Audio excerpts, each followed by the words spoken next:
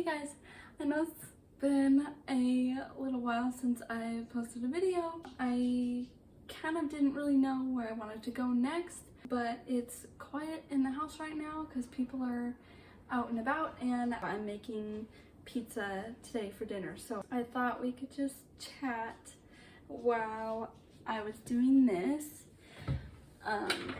I've already got the yeast and the sugar and the water going. It's been sitting for a little while, so I just need to do the oil and salt and the flour and put that in there so it's a little dough ball. And take off the rings because then we get dough all over in the rings. They sit for a little bit and then spread them out. The salt in here. The last time I made pizzas,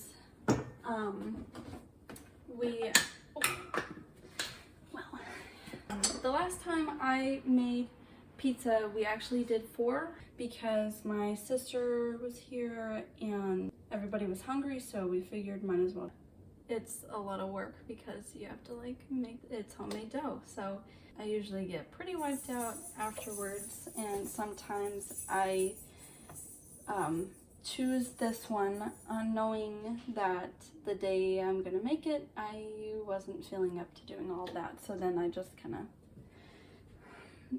it's a little bit overwhelming, but it's okay, it's yummy. So anyway, so I just wanted to kind of talk about getting to know yourself. I feel like that's a lot of factors go into that. There's, trauma that you have to work through, and just all sorts of crazy things that have happened to you, or things that you need to unlearn or whatever. And it's a lot of work. It's so much work, and honestly it's really daunting because I feel like, at least in my experience, things just keep coming up and I'm like, oh my gosh, now I have to do that, or I need to work on this. Okay, but now we just talked about this in therapy. I think everybody should go to therapy. It's fantastic. I've learned so much. Side note.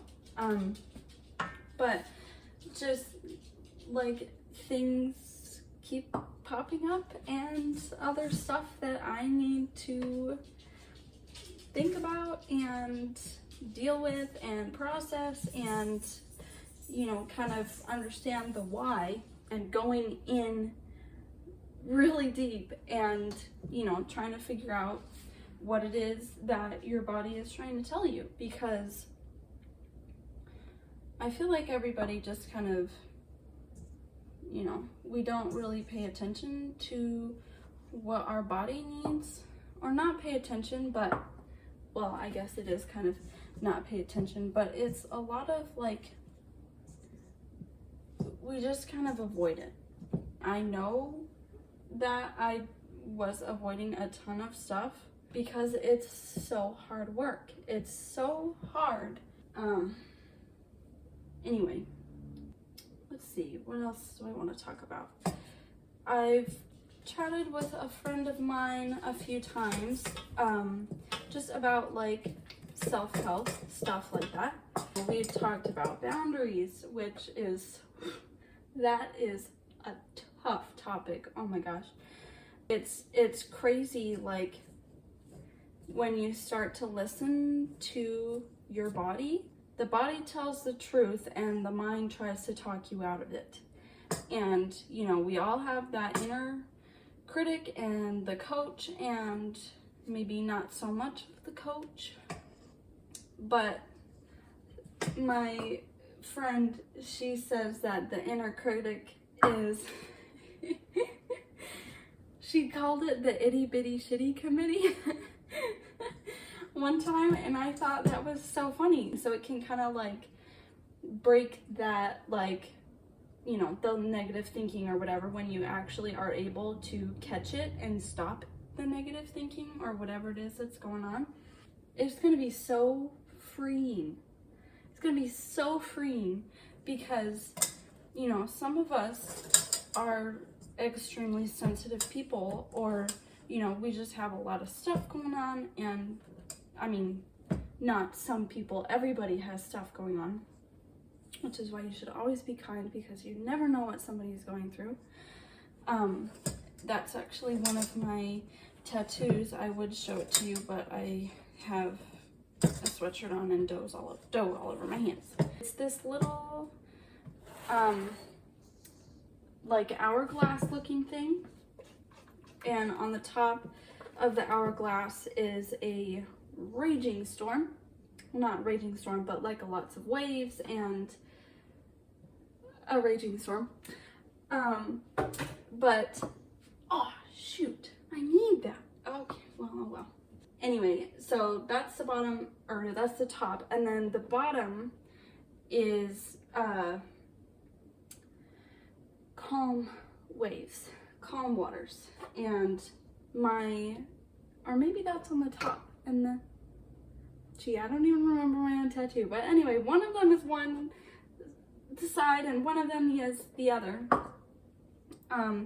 But to me, it means that everything might look fine on the surface, but you never know what somebody is going through, because nobody knew that, you know, what I was going through. And granted, I tried to do a good job of hiding it when I was outside of the house, which is definitely what most people do. It's hard to let people help you or ask for help, but if they offer help, it's hard to let them help you. Because one of the things that my therapist and I had discovered was that for some odd reason, I had it in my brain that I was supposed to be the sole strong person for my family, for any friends I knew at work, and everything. And that just ruined the mood. Now I don't even remember what I was saying. Gunnar! He's a little snot. I really lost my train of thought, and it was going somewhere good. Great. Fantastic. Okay, right. So I had to be the sole strong person I guess in my life. I don't know. I think I ruined this dough. I'm gonna have to start this one over. I'm so sorry. Maybe I shouldn't have decided to make pizza at the same time as trying to film this video, because I keep distracting myself and losing my train of thought, but that happens anyway. So for some reason, I felt so accomplished in myself if I was listening to other people, if I was taking on what they were telling me. And it's basically a therapy session for us. Let me wash my hands and get rid of this and get another dough started. Okay, I'm back. I got the new dough proving with the yeast and the sugar, and now I figured I would get ready with the toppings first, because you have to grate like so much cheese for all of these, which is probably the most annoying part about this. Something else I wanted to touch on was, I don't remember if I mentioned this in any of the other videos or anything. I have been wanting to adopt a dog. It's literally taken, like, I swear, 6 months. I've been looking for a dog, probably more now. I have found one.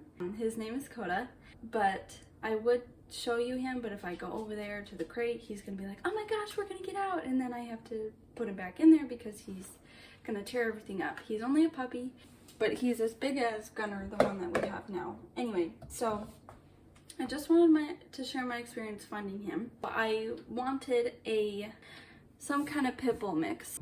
Some people have asked like why specifically that was what I wanted, and I just feel like they are misunderstood At first, I was just looking at all dogs, and then I was kind of drawn towards the pit bull, and I just really love how cute and sweet they are. I wanted a blue one, a blue pit, but I didn't end up getting one of those. If I can get it, if I can find a good picture, I'll put it over here if I know how to do that.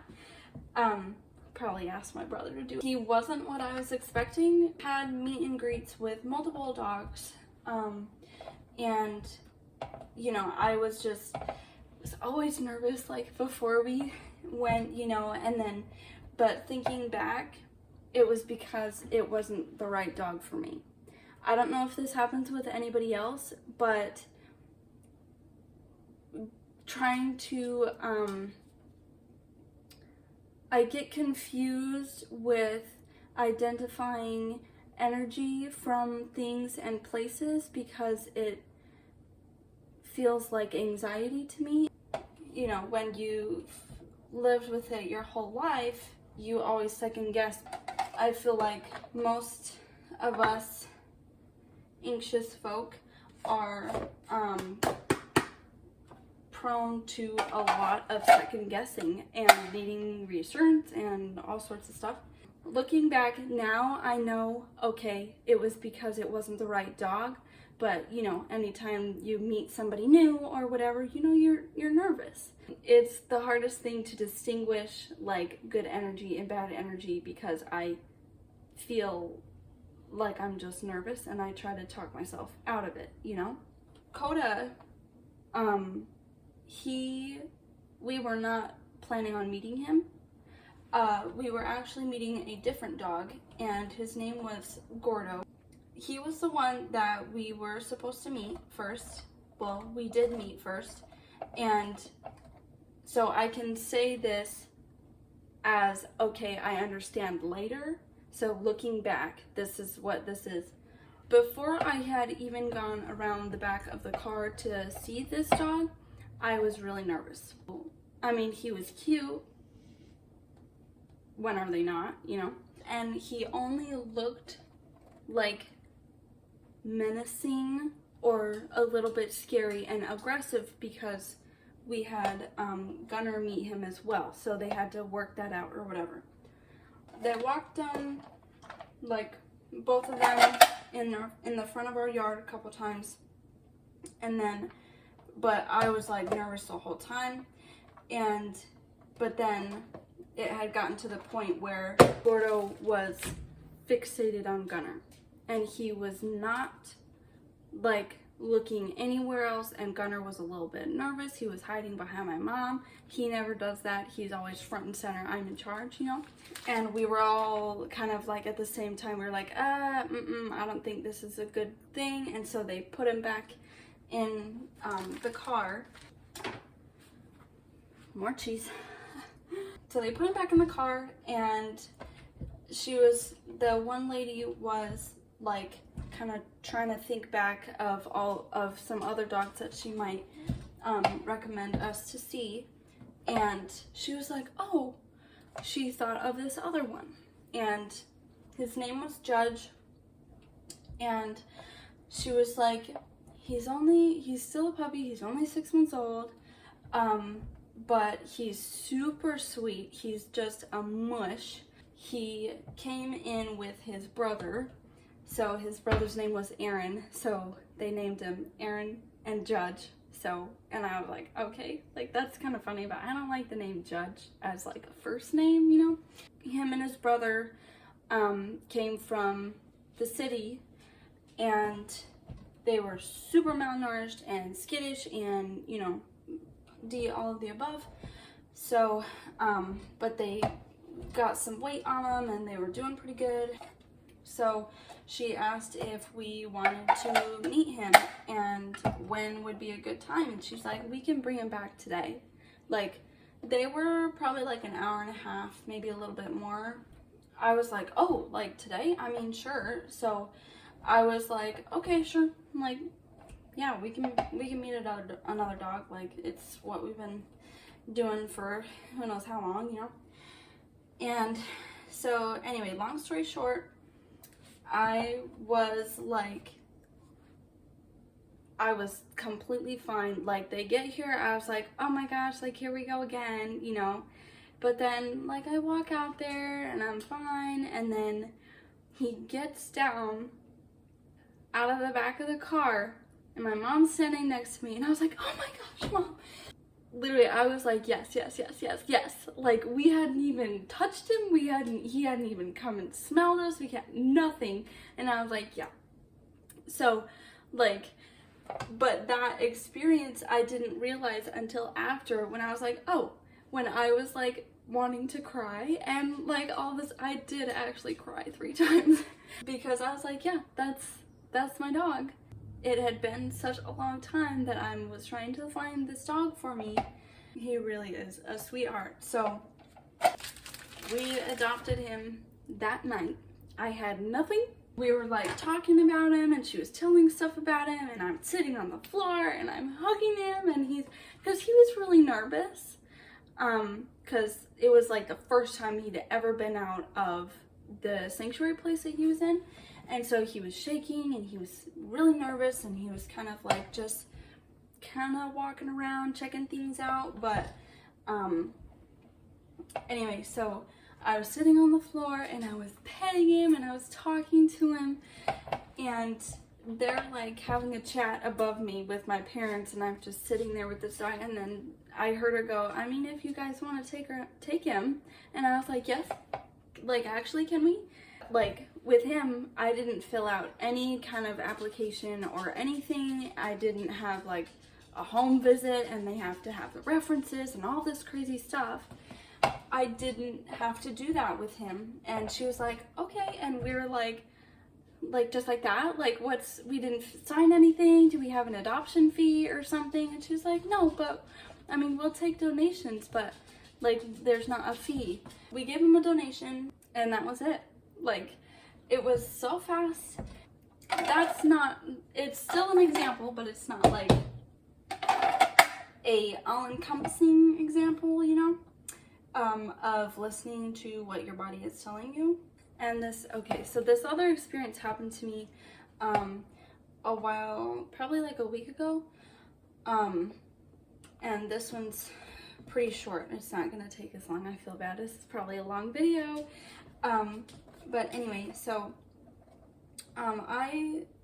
this was last week because I was doing dinner then.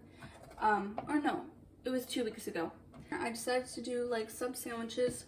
We get the rolls and we get all this inside stuff, and everybody just makes their own sandwich. And it's kind of like a Subway situation, but I feel like it tastes better. Anyway, so I was making that. We had eaten already. I was coming back in the kitchen to assemble the next round of sandwiches for everybody to take for lunches the next day. And how much you want to bet that's not enough cheese? I need to do this other pizza dough. Okay, right, so I was assembling the other sandwiches for us to take to lunches and getting the fruit and stuff all set up and putting the extra stuff in bags and, you know, all sorts of cleanup goodies. My mom had, she was doing something on the computer for my brother's running stuff that he does. She was trying to figure something out on there, but then the printer wasn't working, and when she got it to work, it printed out this random page that she had no idea what it was. It had like some of the names of the boys on my brother's running team, and so my brother was like, oh, can I see it? And she was like, it doesn't matter, it's trash, like, just leave it, it doesn't matter. And he was like, well, yeah, like, I know, I just want to see.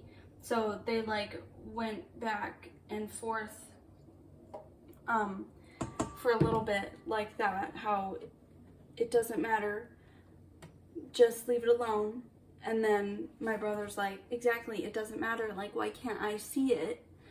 And I agreed with my brother. I agreed that it was going in the trash anyway. And there really was no harm in him looking at that paper that has some names from people he knows, like just to see what it was. So anyway, here I am, like battling with myself in the kitchen, trying to do stuff because my therapist, we've talked about speaking your mind, because a lot of times I don't say what I think, I say what I think other people want to hear, or something that will console their feelings so that I don't upset anybody or something like that. So not being true to myself by saying what I think, but agreeing with other people when I don't agree with them at all or anything. Anyway, so I'm battling with myself in the kitchen, like, okay, what do I say? Like about this, because I agree with my brother, but like my mom was on her cycle, and so I felt bad because I knew she was kind of like, you know, and so I was just like, I really don't know what to say, and we just talked about this in therapy, and I'm like, oh my gosh, I don't know what to do. Even looking back now, I was still trying to say what someone else would want me to say, because I was like, how do I say this in not a mean way so they know I'm not angry at me? Or do I say anything at all and just let them figure it out and stuff? I feel weird saying it out loud because it's the first time that something like this ever happened to me, but a little girl told me that if I said anything, they wouldn't care. And so I'm over here, like, standing by the dishes, and I've got my hands in the water, and I'm like, whoa. Like, I just stopped, and I'm just staring at the wall, and I was like, what was that? Like, you know how they always talk about, like, healing your inner child and stuff, and when it's your inner child talking, you gotta talk to them as an adult, because now you're an adult, so you have to kind of, you know, well, I was never able, or I had never been able to distinguish, like, my inner child from myself now. And so I was like, whoa, what the heck? But, so I completely forgot about everything that I was trying to figure out what to say to my mom and or my brother, about what had happened. So I just kind of had a short, like, it's okay, like, you know, hi, like, oh my gosh, like, it's the little me that I never knew, like, I didn't know. So I had that happen, which I was very thrown off by, because I wasn't expecting it, but I literally was like, I felt like a little girl just told me they're not gonna care if I say anything. And I was like, whoa. Like, and I could imagine that. Like, I could see a little me, like, telling me that whatever I had to say didn't matter. And honestly, I feel like that a lot. At least, and, you know, I always try to, you know, give people the benefit of the doubt, because a lot of times it does happen in my house. But just giving them the benefit of the doubt, like, there's a lot going on in this house. There's a lot of people trying to talk, and so if I get interrupted, like, that's normal. Sorry, that's normal. But, so, it was just like, that was really eye-opening for me, that, okay, I do have an inner child, and it's a lot easier to, like, imagine that and talk to her, because now I've seen it, kind of a thing.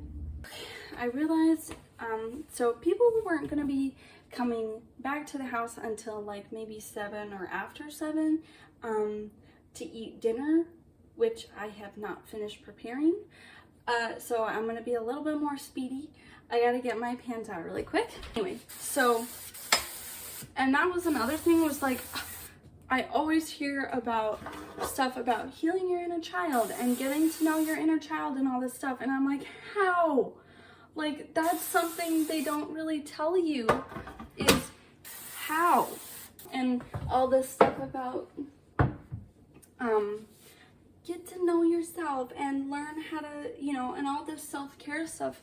But then I'm like, okay, I think we missed the part where sometimes it is so much easier said than done to do something. They never tell you how or how hard it's going to be. They don't really say their own process of going through things and doing all of this work and whatnot. It's so daunting because you're like, where the heck am I supposed to start? When I started my whole like taking care of myself, self-care type of thing, my journey, it was because I